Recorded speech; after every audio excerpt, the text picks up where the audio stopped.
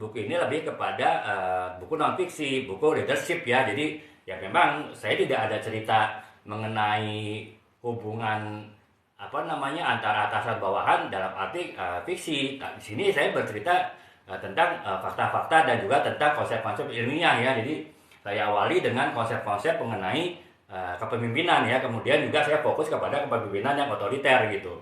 Apakah bos otoriter itu, apakah bos galak misalnya itu udah pasti otoriter gitu? Ternyata tidak ya teman-teman ya.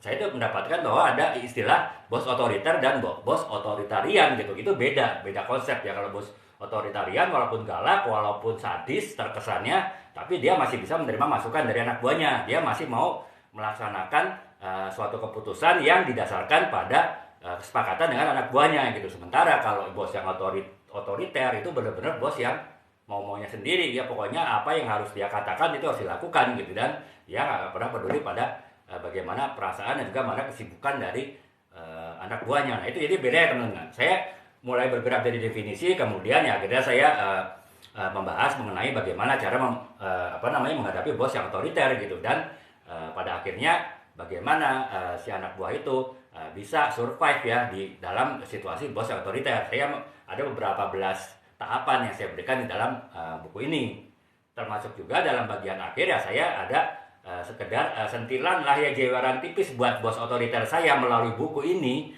yaitu sebetulnya dia bos otoriter secara umum itu bisa berubah gitu. Ada beberapa hal yang bisa dilakukan, ada beberapa tahapan ya, yang intinya adalah karena ya bos otoriter itu umumnya karena EQ-nya, emotional quotient-nya itu rendah ya. Nah itulah, jadi fokusnya ke situ, memperbaiki EQ-nya si bos otoriter sehingga dia bisa tidak menjadi otoriter lagi gitu. Nah itu sih teman-teman, ini salah satu contoh ya teman-teman, bagaimana menulis sebuah buku, bagaimana menulis sebuah tulisan berdasarkan pengamatan kita terhadap situasi di kantor ya, dan itu bisa kita tuang dalam bentuk tulisan, baik ini buku non fiksi maupun buku-buku yang sifatnya novel ya, non fiksi seperti ini, maupun mungkin tidak harus buku, bisa jadi tulisan di blog teman-teman ataupun juga cerpen gitu ya teman-teman. Nah jadi itu sih teman-teman.